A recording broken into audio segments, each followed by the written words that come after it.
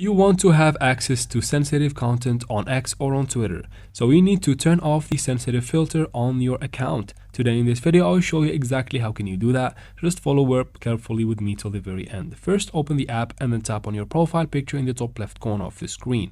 Now tap on Settings and Support to expand the little list, and then tap on Settings and Privacy right here.